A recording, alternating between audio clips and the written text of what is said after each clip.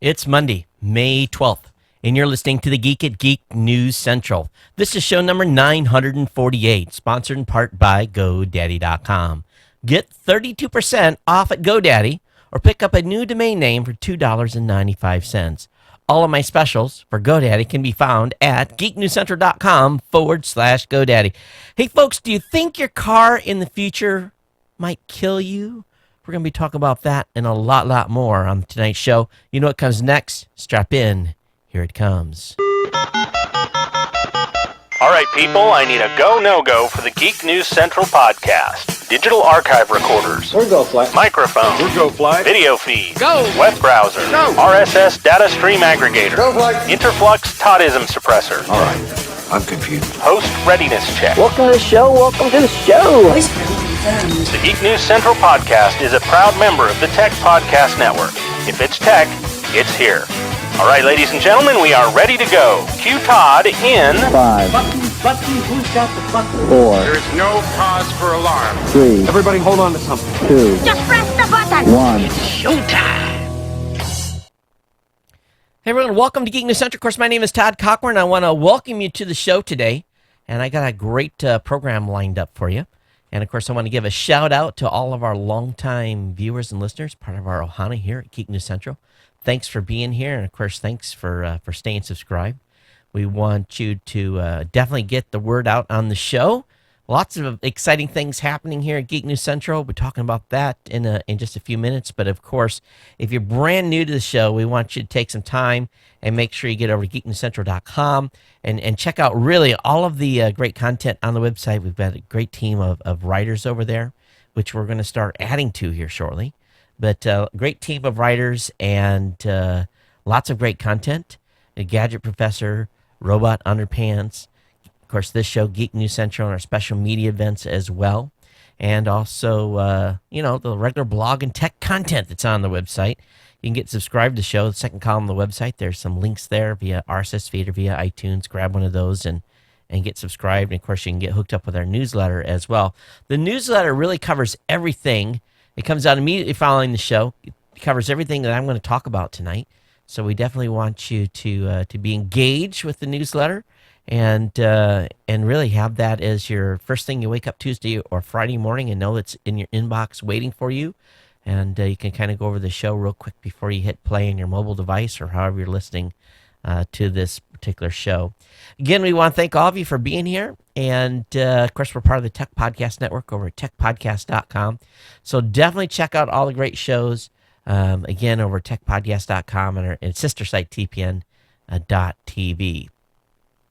Catch this show as well on the Roku, Boxy, Samsung Smart TV, Google TV with the Tech Podcast channel on those devices. So keep an eye out if you're on there to add those to your Roku. Definitely give us a 5-star rating. We definitely appreciate it when you do that.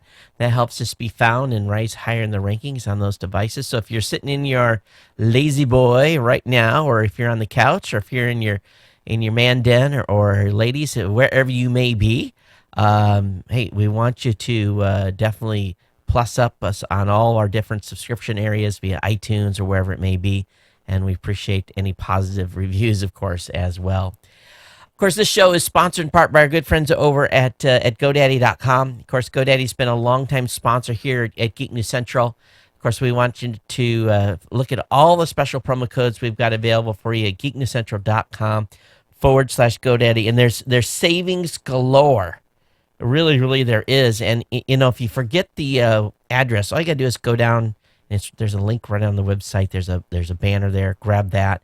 But 32% off your new purchase by using Go32Off1.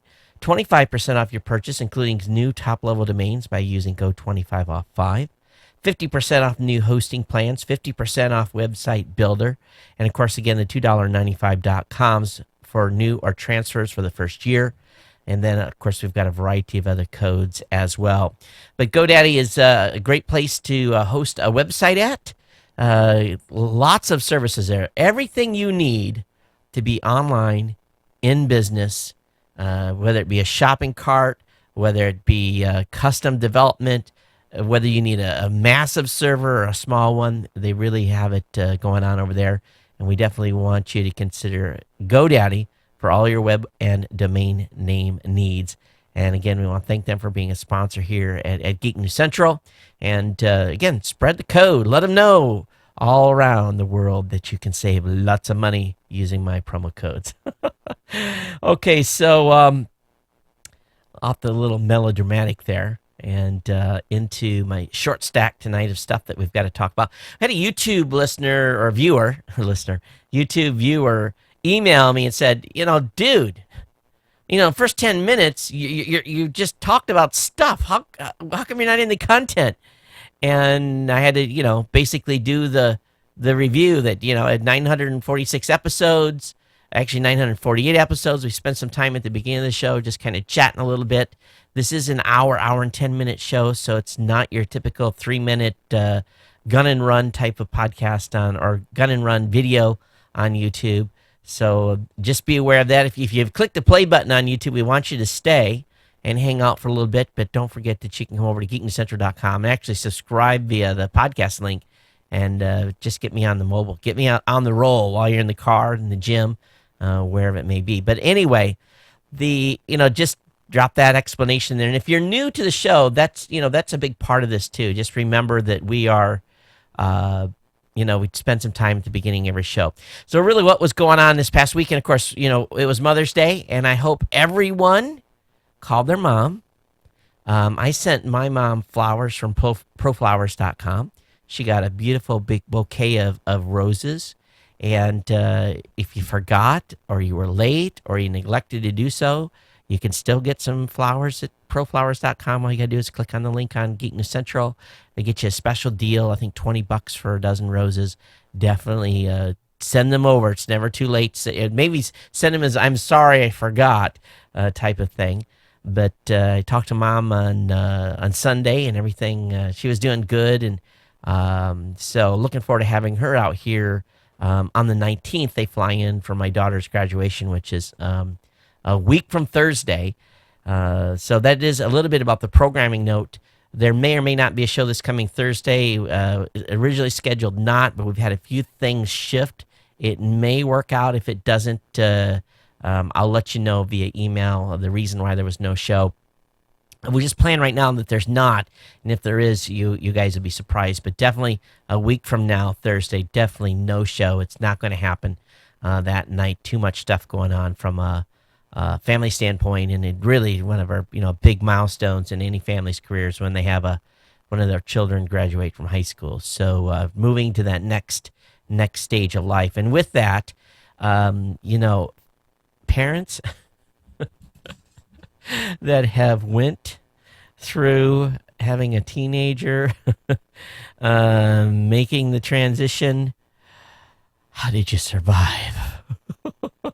How did you survive? I'm telling you, I think, is it just, fellas, and of course, maybe the ladies can weigh in too. My boys, it's pretty straight sailing. They know where they stand. If they screw up, it's like they know the hammer's going to come. They know dad's not going to be happy, and it's going to be mano a mano, right? Or it's basically dads can take care of business of the boys. It's just kind of the it's the way it is. We can talk to them, right? But the girls, oh my god. Oh my! You see, I'm losing, and I'm sure you've seen the back camera once in a while. There's a big bald spot back here. It won't be long. There'll be no more hair up there, and I largely think it's because of my 17 going on 25-year-old. So it's been challenging. We'll get through this. Calm, but it's been kind of funny. All right, so not funny, just stressful. But hey, that's life, right? Worked on some proposals on Saturday. Really, I kind of got a little bit of a break. Saturday afternoon, everyone was kind of like, my wife was taking it, she crashed on the couch. My son had something early in the morning. Of course, I had the new media show with Dave Jackson from the School of Podcasting. So Saturday about noon, I've never watched the original Caprica series that came out in 2010. It was the prequel to everything that happened later. So I've been going through the Caprica season little by little. I think I'm up to season 1, episode 11 or 12 or something like that. And it's been cool to kind of get that pre-story that so many of us are familiar with, where it went on to next, or where it went was before. So I had just kind of 2 or 3 hours of just like vegging. It was absolutely great, and sometimes you just need to do that. But of course, Sunday, Mother's Day, and made sure everything was good here. He cooked and took care of everything in the house and pampered Mom, and that was what was important. So took care of that. But here we are. Here we are on Monday, and let's get into the tech. I got a stack of stuff for you guys. Absolutely a stack. But definitely, insiders, hey, thanks for your support. geeknewscentral.com/insiders. Keep it coming. Keep your ongoing subscriptions coming. And those of you that haven't become an insider, support the show at 6.7 cents a day or $2 a month. Throw the old guy a bone here if you feel that we're worthy. And I hope after 948 episodes, we've gained your trust. All right, so let's go ahead and another thing I told that gal on YouTube was like 99.99% of my audience isn't here. I appreciate you being on YouTube, but I gave her the link and everything to subscribe to the show on the website. All right, so let's go ahead and switch gears into the tech of the day. And I do have a good stack of stuff for you. I am actually getting used a little bit to the new camera arrangement. Didn't put the tally lights up yet. Matter of fact, I still have some wires strung back behind here. That'll be, now that we've kind of settled on things, I'll be updating that this weekend, or maybe even this week, whatever the schedule allows. But actually starting to get used to it. We'll see if I can keep the dial in on which camera to be looking at for those of you that are watching versus listening. All right, let me load up Chrome. And I found a really, really cool article. And it's actually over on Gizmodo. It's entitled, "Should Your Driverless Car Kill You to Save 2 Other People?" Here's the scenario. There's a train speeding down the tracks toward 5 innocent people who will never get away in time. You can save them by pulling a switch, but it will kill another person on a different track. Now, this is a thought experiment people have debated for ages, but it's about to become real when we program robots to pull the switch or not. Now, you guys know that this scenario for me is kind of close to home. You guys know that my dad was killed by being hit by a train. My niece was severely injured in that and still has ramifications from that to this day. But, take it a little further. And this is a hypothetical question can become. A front tire blows and your autonomous SUV swerves. But rather veering left into the opposing lane of traffic, the robotic vehicle steers right. Brakes engage. The system tries to correct itself, but there's too much momentum. Like a cornball stunt in a bad action movie, you're over the cliff in free fall. Your robot, the one you paid good money for, has chosen to kill you. So what happens when, in a situation where, as a human brain, you're driving, and for an instant stuff goes down and you see, I'm going to cause an issue over here in this lane, but I can get this thing under control versus going over a cliff. Your human brain's going to impair damage on the other side, but the robot brain will say, don't hurt the innocents. On the right, take him over the cliff. So, what criteria should a driverless car use to pick its target? We would hope that they would be smart enough to know that something's wrong with the tire, and the tire's about ready to go. Or we would hope that the train, who knows? A train, a robotic switch, they don't know the issue,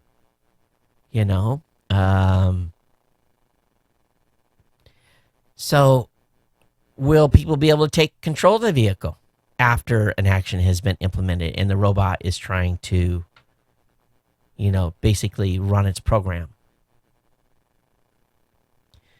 So Dutch researchers looked at this question in 1999 and found that about half the people took control of the car when it looked like they were in immediate danger. Now, how can you determine if you're in immediate danger if you're reading your iPad? Or, if you're responding to a text. Or like me, I want to be working. I want to have I want to be out, and I don't even want to be in the driver's seat. I want to be in the passenger seat rolling down the road. So what will be the decision-making process here? I think we're all excited about autonomous cars in a very, very big way. I think we're all like, yeah, let's go. But these are some questions that probably need to be answered, and we'll have to understand what criteria our robot will kill us. Now, number one, you would hope with an autonomous car that you wouldn't end up on a railroad track.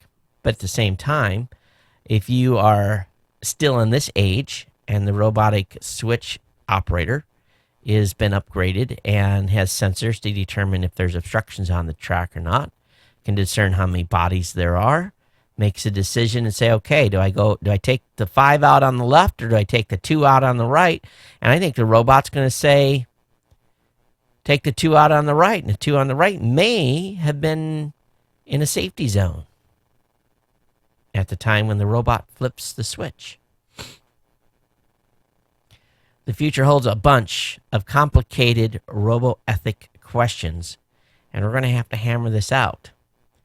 And but again, the question I'm going to ask to you, just like the folks at Gizmodo have asked, should a driverless car be authorized to kill you? Well, when you say it like that, doesn't that make you go, my answer to that would be no. So maybe I'm not ready for an autonomous car. But at the same time, how many of you this week have had a close call? How many of you have changed a lane and had to swerve back because there was a vehicle in the other lane? How many of you have backed into another vehicle in the last 6 months? There's probably a lot of us that have had, you have those typical scares when you're driving your car.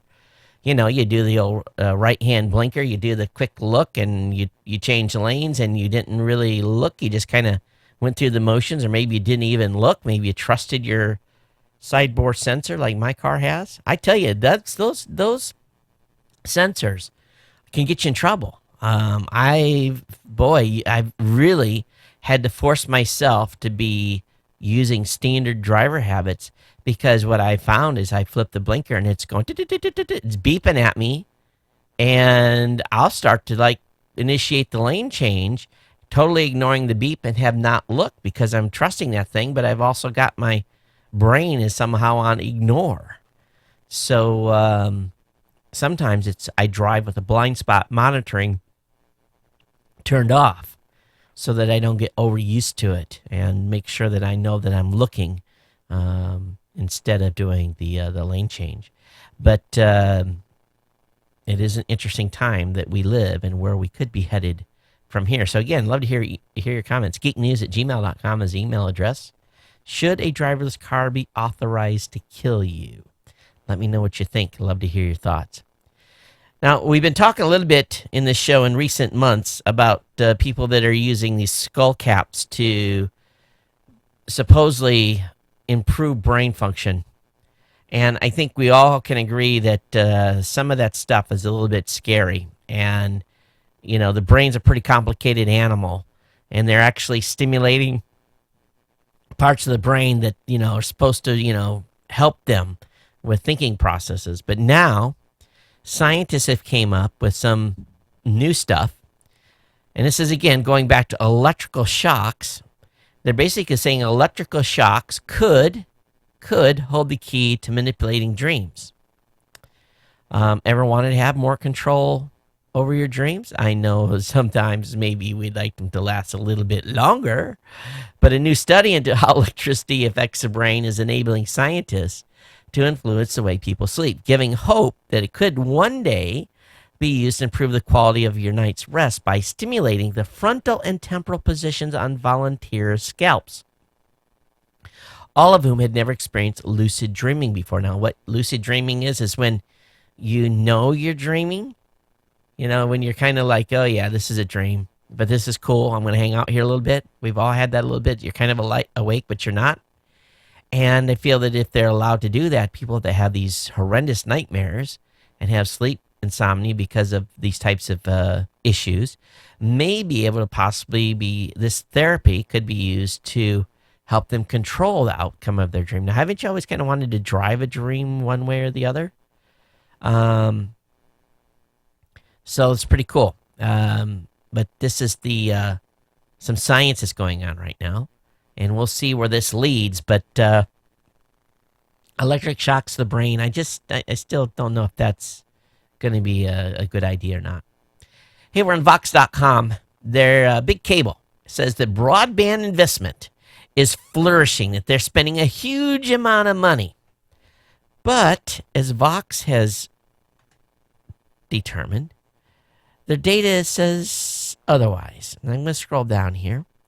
Average annual broadband investment is falling from 1997 to 2000, $7.05 billion. 2001 to 2004, $11.25 billion. 2005 to 2008, $17.65 billion. 2009 to 2013, $12.24 billion. Now, they're not really spending more. They're spending less. And yet, we're all... How about you guys? Your cable bill go up? Internet bill go up? Mine did. Mine has steadily went up to the point of insanity. Right? $200 large is what I'm paying for my internet, for my basically cable and internet box, our internet connection a month. So I guess it shouldn't be 200 large. Too large. $200. And if I got much more speed, yeah, I've gotten more speed, but at an extreme cost. And yet the infrastructure hasn't really gotten that much better as compared to the rest of the world. So what's going on is these companies are scaling back investment and plowing its profits, which they are making hand over foot, into dividends and share buybacks. So it's very obvious here that they're trying to please the stockholder instead of pleasing the customer. So follow the money, folks. Don't believe everything that the cable companies say, and make sure that when someone defends them, you can say otherwise. All right, for those of you in Canada, Netflix speed ratings places Bell first, Rogers last. A ranking by streaming company Netflix says Bell has the fastest internet speeds in Canada and Rogers has the slowest. Netflix included Canada in its global rankings for the first time last month, adding it to a list of 20 countries in which it operates and monitors how data transfer is getting faster or slower over time. Netflix customers stream movies or TV shows through Bell's fiber optic network in April had average speed of 3.19 megabits per second, while Rogers averaged just 1.67 megs per second. These two companies were the fastest and slowest, respectively, in the Netflix ranking of 14 Canadian ISPs. What was the mean? Do they have the mean speed in here? Let's see here.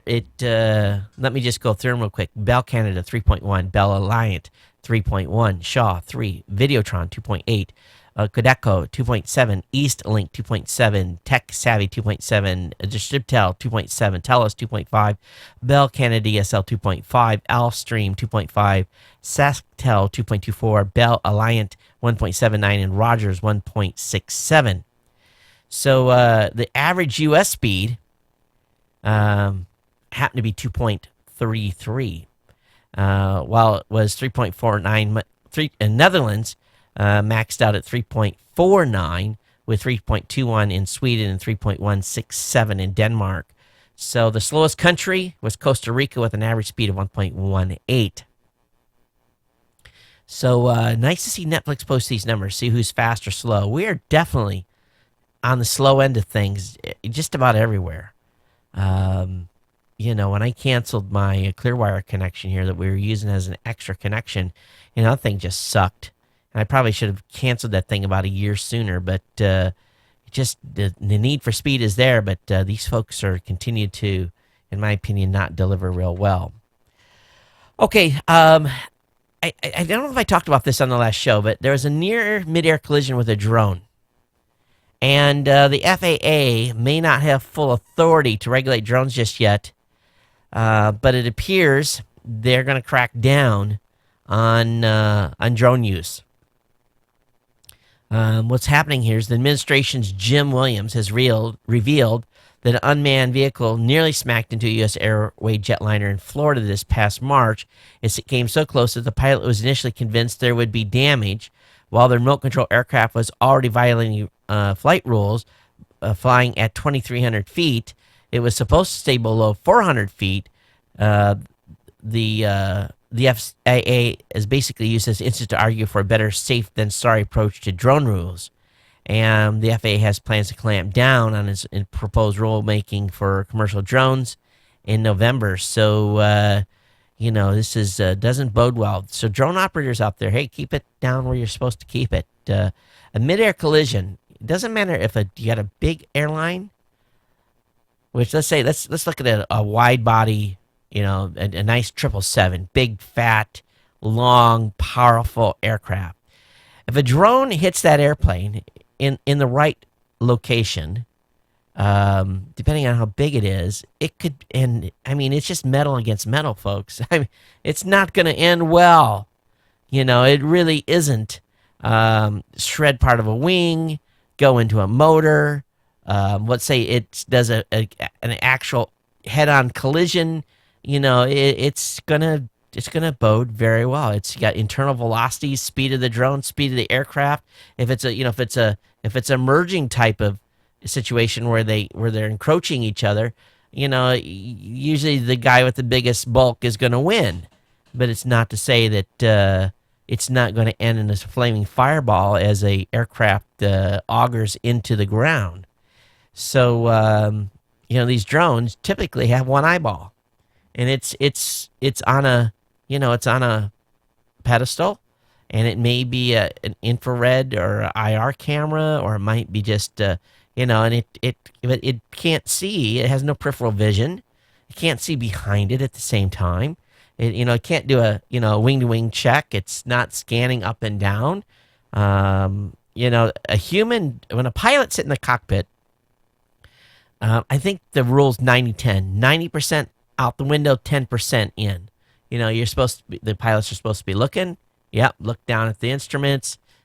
Keeping a visual to make sure that none of this is going to happen, so that basically two airplanes don't collide at the co-altitude, or all the other crazy stuff that happens in the air. So the drone pilot, his head's not on a swivel.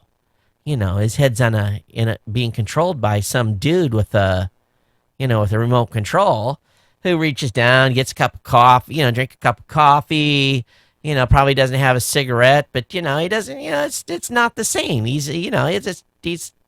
flying an object that's out somewhere, and he's relying on the air traffic controllers to keep him safe.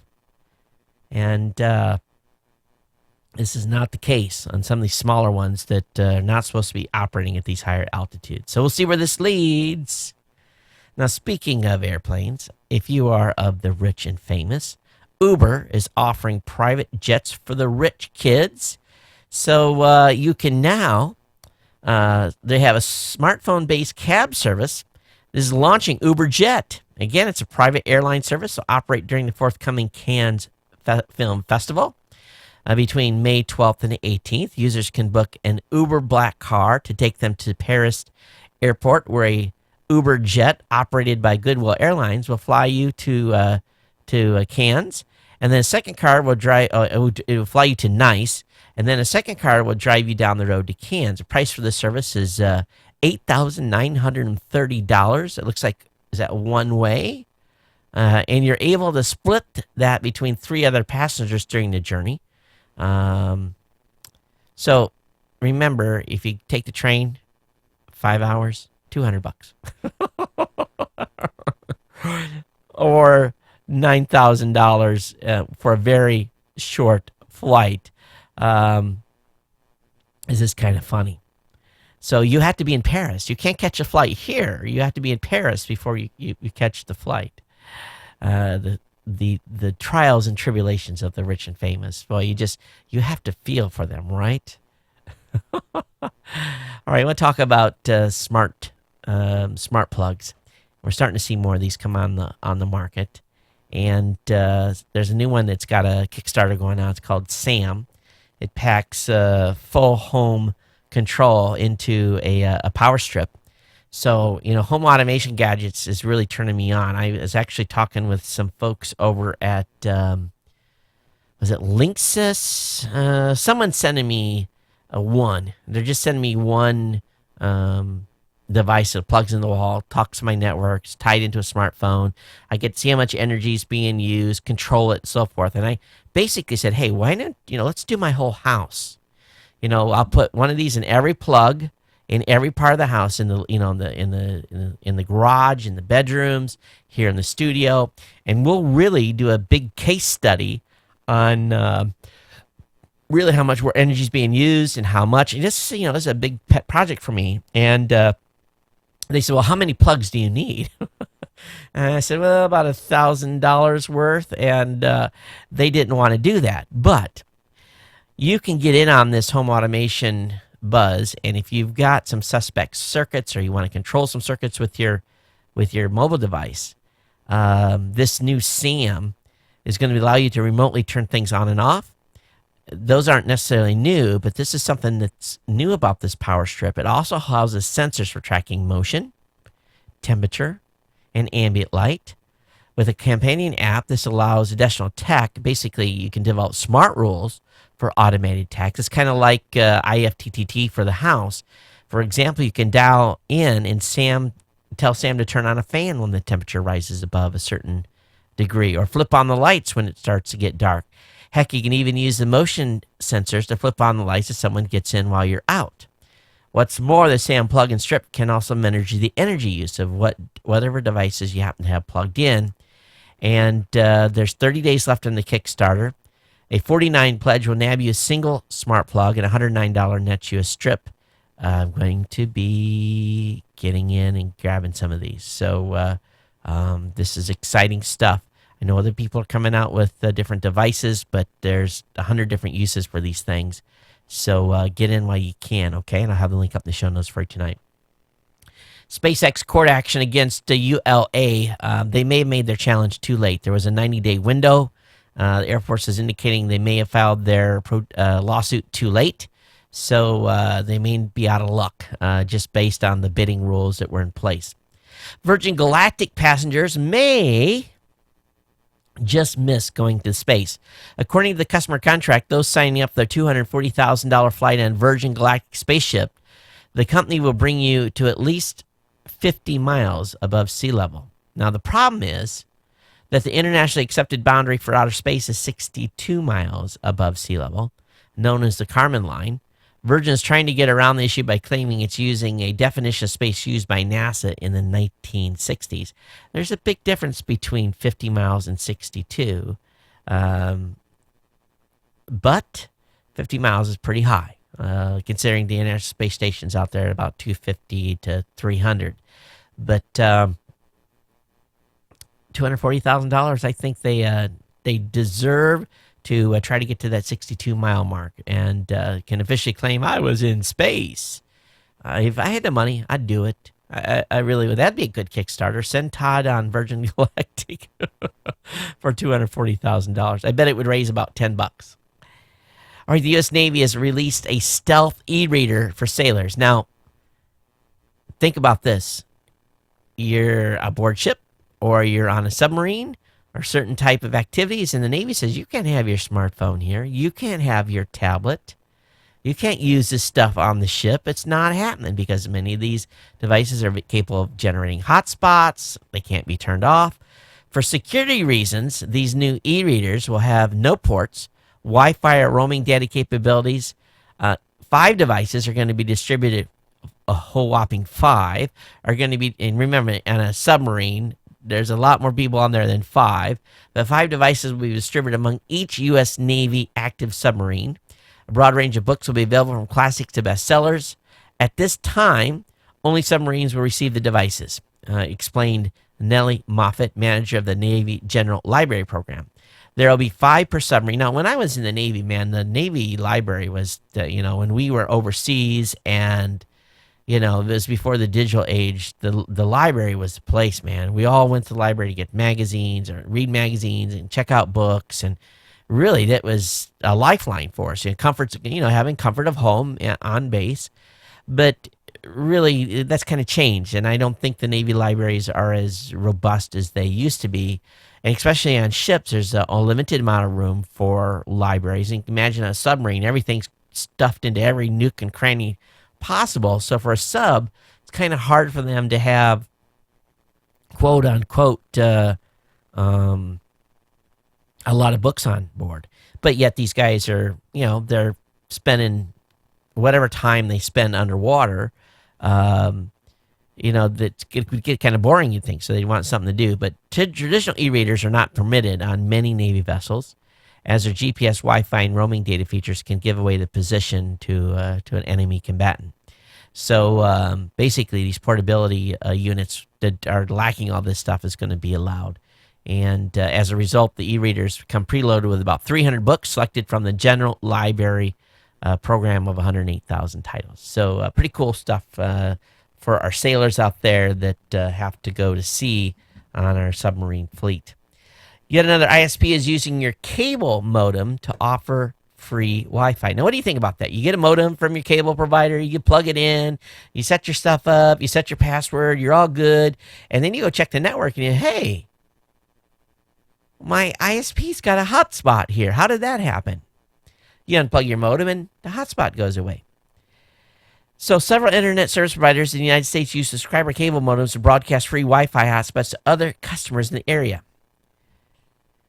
Those particular features are often buried somewhere in the terms and conditions and other notices. Subscribers are often unaware of the practice, and as might be expected, they're not real happy when this happens. Earlier this year, Comcast subscribers in Minnesota were surprised to learn their modems are broadcasting free Wi-Fi to anyone and everyone nearby who might be a Comcast customer.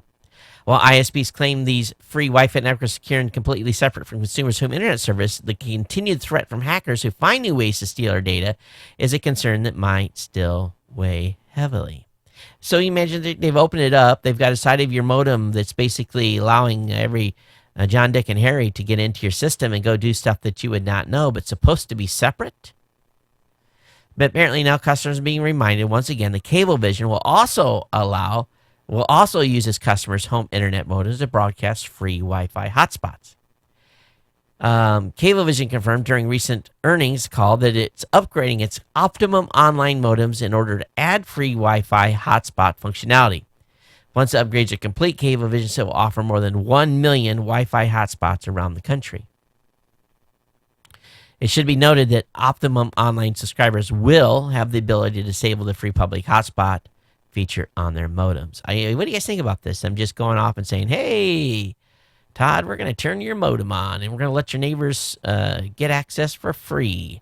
I don't know what I think about that. I think no. Hey, programmers at heart of this tech class action lawsuit wants to block the deal and basically block the deal that has been done by the lawyer. Now, here's the thing, and this is where lawyers really earn their horrible reputation. They've been able to, those lawyers in this class action lawsuit have been able to get approved $324 million, a settlement which has been reached. But there's been about 64,000 tech guys that are assigned, and basically plaintiffs in this. And each of them are going to probably get about $1,000 after this is all over, after the lawyers take their money. And the guys that are basically the main lead on this, Michael Devine, who's a 46-year-old freelance programmer, who's one of the lead plaintiffs in the lawsuit, has penned a letter to the U.S. District Judge Lucy Coe describing the settlement as unfair and unjust. In the letter, Devine opposes the settlement reached by his own lawyers who negotiate with Adobe, Apple, Intel, and Google to arrive at the $324 million sum. Last month, one of the lawyers described the deal as an excellent resolution of the case. Will benefit the lawyers and the companies who have billions of dollars in the bank. But Devine sees it very differently. He would prefer to a trial to a stunted settlement check. He says the class wants a chance at real justice. We want our day in court. Apple has $150 billion in the bank. Intel, Google, and Adobe holding more than $80 billion in cash between them. So they're only getting whacked for $324 million collectively, and yet they conspired, allegedly, to suppress the workers' wages. I think they should have their day in court. We'll see what this judge does. What do you guys think? Police in the UK have asked a blogger to take down a tweet critical of UK political party. Wow. Can you imagine a police officer coming up to me and said, "Hey, we want you to take down that tweet that you made of Congressman so-and-so or party so-and-so?" The UK's free speech laws are so riddled with exceptions that news of someone being investigated for an offensive posting hardly raises an eyebrow these days. Kind of sounds like Gestapo days, doesn't it? This fact doesn't make the following story any less ridiculous, but does explain why tweeting and police officers are being used in the same sentence. Michael Abberton, a Cambridgeshire blogger, found himself talking to two police officers after a recent tweet of his made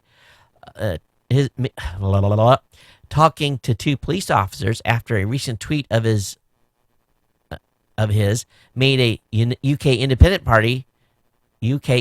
Party member feel bad. So basically, the police kind of asked him to take it down, but he said, "Hey, man, people have retweeted this thing. It's out on the internets already. You can't take it down." The police explained, "I hadn't broken any law. There was no charges to answer for, and it really wasn't a police matter, but they had been requested to have it asked to be taken down."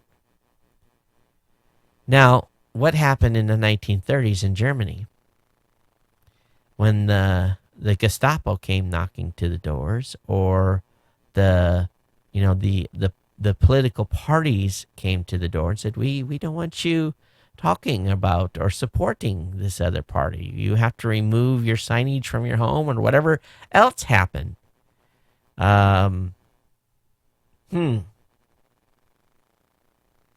People have a right to free speech. Absolute, total right to free speech. We can't tell people what they can and cannot say. As long as it's basically, you can say whatever you want. There are consequences saying some things. If it's within the law and an opinion, you can do that. But it's pretty scary when the police come and say, we want you to take that tweet down. Now, he didn't ultimately take it down, and nothing more came of it. But the simple fact that the police came to the door and, "Open the door. This is the Gestapo." This is, you guys, it's not a laughing matter. This is what happened before. We have to be cognizant of our past. Not our past, but history, right? So you guys think I'm overreacting? Check this out. A license plate reader error leads to a traffic stop at gunpoint. So they've got these auto plate readers on police vehicles. And you've probably seen that TV show where they drive around and you basically put those clamps on the tires, and basically for people that got unpaid traffic tickets. Well, In this case, as many as 4 San Francisco police officers handcuffed and held a woman at gunpoint after failing to check the accuracy of a vehicle-mounted license plate reader, which misread a number, and basically the vehicle has come up in their system as stolen. Now, this lady has sued the police department. Now, here's the crazy part. The plate reader read, the electronic reader belonged, the plate read by the electronic reader belonged to a car with a different make, model, and color than the 1992 Burgundy Lexus ES300 that the 45-year-old African-American woman was driving. So it wasn't even the right color, make, or model. And the police officer didn't validate the license plates with his own 2 eyeballs. So this thing's going to court. And we'll see what this happened. Now, what happened was the electronic reader read the license. Okay, here's what really was the full blowdown on this thing. This lady's license plate number was 5SOW350. Electronic reader read it as 5SOW750. That vehicle was stolen, but 350 wasn't, which was hers. And the woman was handcuffed, searched, and forced to her knees for about 20 minutes. She was held at gunpoint by the officers, one even with a rifle. Now, they held her for a while, and then all of a sudden decided, oops, we got the wrong lady and the wrong car. And the police had been following her for some time, but they never bothered to compare the victim's license plate. So electronic readers do not replace stupidity. All right, the iPhone 6 may deliver this. Yeah, I'm switching gears. The iPhone 6 may deliver a devastating blow to iPad sales. And whoops, what am I doing here? Let's get back here in the another camera. All right, so it's being predicted that with the introduction of the brand new iPhone with the bigger display that's being predicted, it could kill iPad sales. I don't know if I agree with that or not. I still want a bigger screen for most of the time. In a story that is obviously going to make ripples today, Glenn Greenwald is reporting how the government supposedly, allegedly, tampers with U.S.-made internet routers en route to foreign countries. Oh, boy. Oh, boy. Apparently, according to this article on The Guardian, the NSA has been covertly implanting interception tools in U.S. servers heading overseas, even though the U.S. government has warned against using Chinese technology for the same reasons. This is in a piece in his book, No Place to Hide. That's, oh boy. Oh boy, oh boy, oh boy, oh boy. Did you see the Cisco and Linksys and all those companies' stock? You know where it's going? No! It's going down. Oh, man. Let's see how they get ramped up on this one. Hey, in the beginning of the show, I forgot to read an email that came in from Jack. And let me give credit where credit's due. Jack turned me on to, let's see, to a link that's over on The Verge. Mind Controls Prosthetics from Dean Kamen. Now, you guys know who Dean Kamen is, right? If you don't, let me just geek slap you here. And you guys Google Dean Kamen, and when you do, if you forgot who he is, you're going to laugh. But Jack says, Ted, I thought your Ohana would find this story 60 Minutes did, and The Verge reported on would be very interesting. I'm very impressed with prosthetic advancement, and I think you will be as well. Jack, I watched this video. Holy cow. It's going to, hey, you talk about the bionic man. We're almost there, folks. They're doing some really, really cool stuff. I don't dare show the video because it's going to get yanked by our good friends over at YouTube. But let me just bring up the screen. See if I can bring the screen up without invoking the censors here. Mind-controlled prosthetics. And when you guys see this video, just tell me if it isn't cool. You got to watch this. Absolutely, you got to watch, okay? So I'll have the link up in the show notes for you to check out. This is the real deal. This is coming. All right. All right. LG gave us a little glimpse of their G Watch. It's just the face of it, but it's not even turned on, so less than impressive.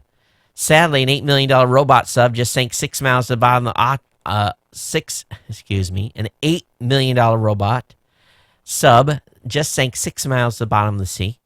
Woods Hole Oceanographic Institute has announced that its hybrid ROV, the Nereus, was lost over the weekend, is unrecoverable, having sunk to the bottom of 10,000-meter Kermadec Trench. Apparently, the thing imploded, and it's not a cheap deal either. This is not as expensive as another one they have, but this is definitely going to hurt them from a financial standpoint to have lost this submersible. The only good thing is there was nobody in it. It was one that was just operated remotely. All right, the FCC is trying to salvage net neutrality plan, promises to be a strong cop in revised rules. The rules haven't come out yet, but there's some rumor that FCC Chairman Tom Wheeler will present a revised draft of the controversial net neutrality rules to other commissioners as early as this week that would still permit paid prioritization of web content. It's just, he can't undo this. And he can't fix this thing that he's unleashed. And I laugh when he says, this proposal clearly reflects the public interest. Pay to play does not reflect the public interest. But supposedly, the new plan would attempt to explicitly warn, not penalize, service providers such as Verizon and AT&T that they can't unfairly put the content of web companies that don't pay for special treatment on a slow line. According to an FCC official who spoke on the condition of anonymity, because the rules are still being discussed in private, the Wall Street Journal first reported on the new proposal. The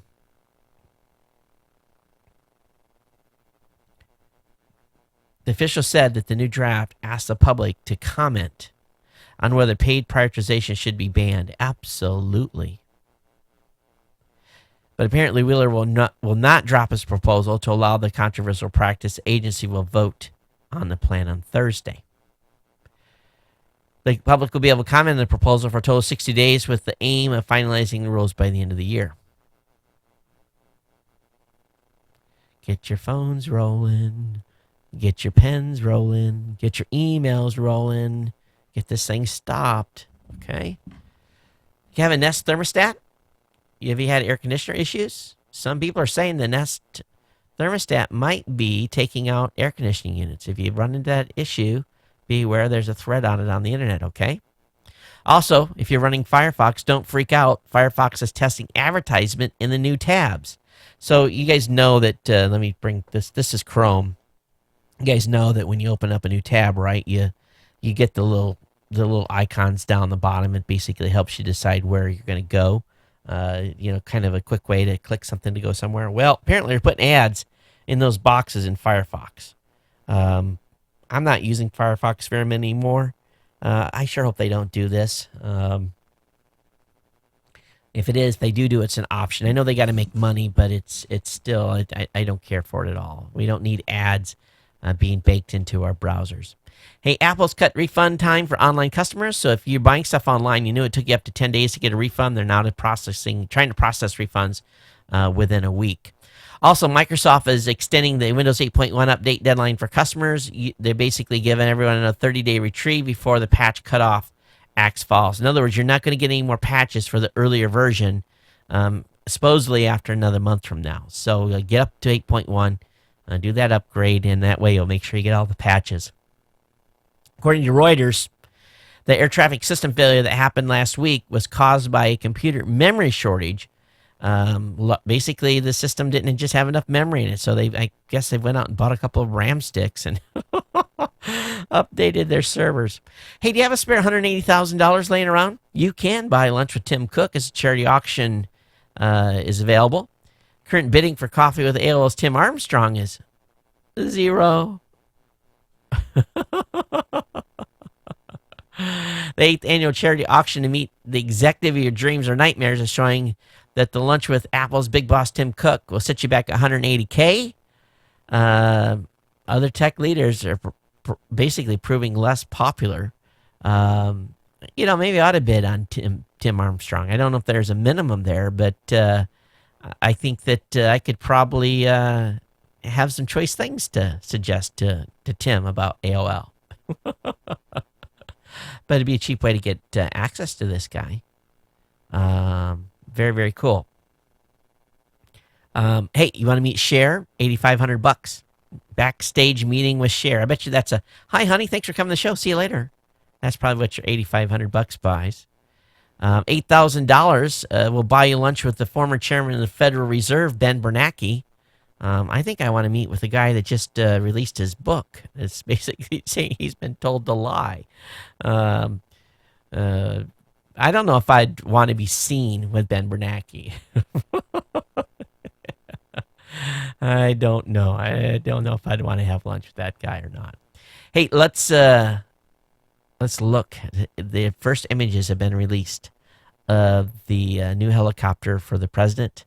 And we all know very much about the Air Force One, but many folks are not familiar with Marine One. And this is absolutely, it's going to be a beautiful aircraft.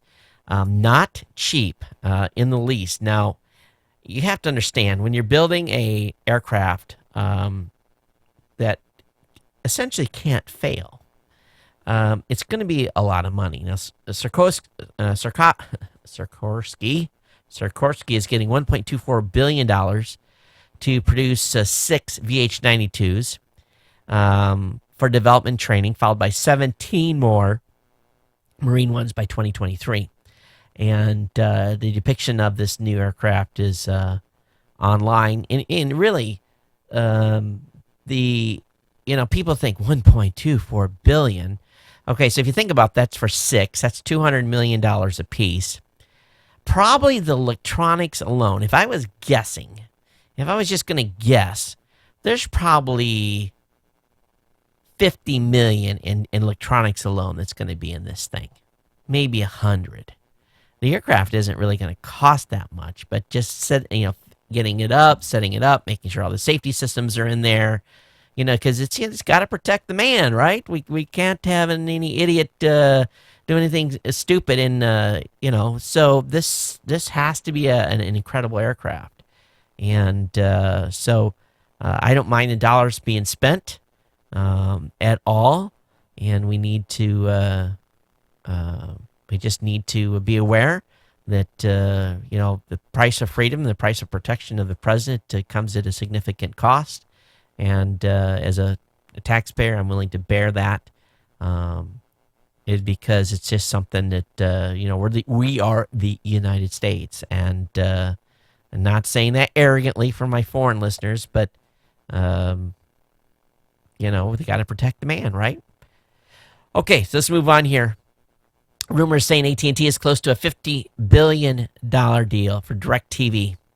That's some rumor that's going around that AT&T is going to purchase DirecTV. I'm glad I'm not a DirecTV customer. I really am. You poor folks that are a customer of theirs, holy cow. It can only smell bad. Bad. I don't get this. But this deal could happen within the next 2 weeks. Crazy. Hey, Office for iPad apps has racked up 27 million downloads in 46 days. That's incredible. Of course, in just over a month, Office for iPad is picked up another 15 million to hit 27 total. The app's been out for 46 days, implying an average daily download of 587,000. Word for iPad is still the most popularly ranked 11th in the United States and in top 100 in 109 countries. Google Docs released after Office for iPad has fallen to 23rd. I'm just telling you, Office is still rocks. It really, really does. Also, Sony's reportedly put its OLED TV efforts to pasture. They're putting it on hold. It just costs too much. The average consumer, I'd love to have an OLED TV. I would cherish one. They're just too expensive. But I guess it's more interested in putting out 4K TVs, so they're going to focus on 4K instead of OLED, which I really think is a mistake. Okay, GM reveals how much you'll pay to turn your car into a rolling 4G. Actually, I shouldn't say GM. I should say U.S. government car. GM reveals again how much it'll pay you. How much it cost you to turn your car into a rolling 4G LTE Wi-Fi hotspot. So if you have one of these new cars that have this AT&T service built in, you're going to get, let me look here. For 200 megs per month, you're going to get it's going to cost you a whopping $5. For 1 gig, it's going to cost you 15. For 3 gigs, for 30, and 5 gigs for 50. Non-subscribers will pay 10, 20, 30, and 50 for the same bandwidth amounts. So, 5 gigs is probably as much time as I spend in my car, probably what I'd be implementing if I had a GM vehicle, which I don't. So the 2015 model year vehicles that are going to have connected on 4G LTE is the Colorado Corvette, Cruise, Equinox, Impala, Malibu, Silverado HD, Sonic Spark, Spark EV, SS, Suburban, Tahoe, Trax, and the Volt. Also will include the Encore, LaCrosse, Regal, and Verano for the Buick line. In the actual GMC line would be Canyon, Sierra, Sierra HD, Terrain, Yukon, Yukon XL. On the Cadillac side will be the ATS, CTS, ELR, Escalade, ESV, SRX, and XTS. I'll be honest with you, the SRX Cadillac, I love that vehicle. It's beautiful. YouTube shuts down the public RSS feeds of its user subscriptions. Another strike to RSS. YouTube shuts down public RSS feeds. When's FeedBurner going to get whacked? If they're going to shut that down, what's next? Also, scientists, you live on the coast? Do you live or own property on a coast? Over the next couple hundred years, scientists are saying that the Antarctic ice sheet has started to collapse and nothing can stop it. For decades, scientists have feared the West Antarctic ice sheet, a vast swath of ice that could unleash a slow but unstoppable 10-foot rise in sea levels if melted. And apparently the ice sheet is melting. And scientists say there's nothing you can do to stop it. It's going to take a couple hundred years to make this happen, though. But if you live in South Florida, might be a good time to sell. Or you live on the coast, might be a good time to sell. I'm at 2,500 foot at above sea level. I'm good. Sea levels are going to really have to increase for me to be screwed. But if it goes that high, we're all done. All right. Finally, I should have had this for the fellas for past Sunday. But if you want to get some cooking tips, folks, there's 6 YouTube cooking channels where professional chefs share their secrets. And I am included in needing some assistance behind the, I guess better word, the frying pan. All right, that's going to wrap us up here. And did I miss any emails from earlier? I probably did. I got an email from Jody. Oh yeah, Jody is the listener that was, or the viewer that was on YouTube. Thanks for your email, Jody. Hope you liked my explanation there. Again, thanks for being here. And of course, Jack, thanks for your comments as well. Did get an email from MS Small Bills talking about mask in public.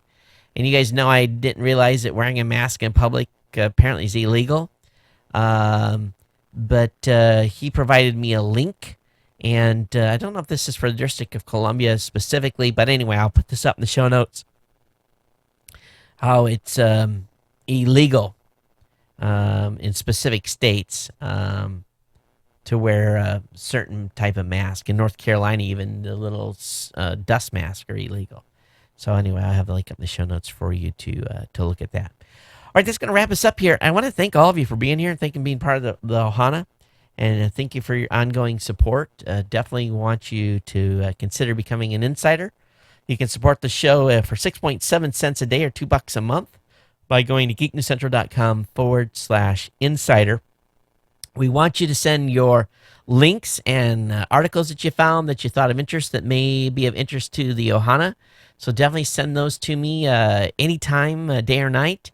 at geeknews@gmail.com. That's the email address. And just make sure you put a little note in here. Here's Todd. Here's a link for the show, and this is what's cool about it. Give me a little, basically a little more than a Twitter length description of what it is. And we always appreciate any other comments about the show, positive or negative. And generally, I'll read all those on the show. It's very rarely that we have never not put something up. So we're approaching 950 here. We're on the march to 1,000. Again, remember there may not be any show this coming Thursday. All depends on how the schedule shapes up. But definitely a week from Thursday there'll be no show. But we'll be here this coming Saturday. It should be an interesting show for the new media show. We're going to have the CEO of Blog Talk Radio on the new media show. As you guys all know, I'm not a fan at all of Blog Talk Radio and some of the implications that it has caused for content creators. So it should be a fiery discussion. We definitely got some serious feedback. A lot of people were not happy with this on our interview with John Lee Dumas, the Entrepreneur on Fire podcaster. They some very strong opinions on that particular show. So we're going to mix it up again this coming Saturday in the new media show. I know many of you don't care about that, but if you're a podcaster, you'll want to tune in for that episode. But definitely check out this past Saturday show.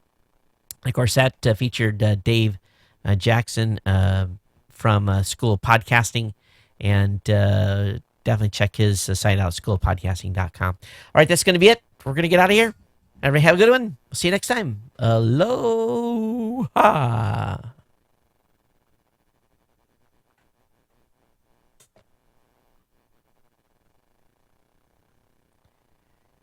Those of you on YouTube, give me just a second.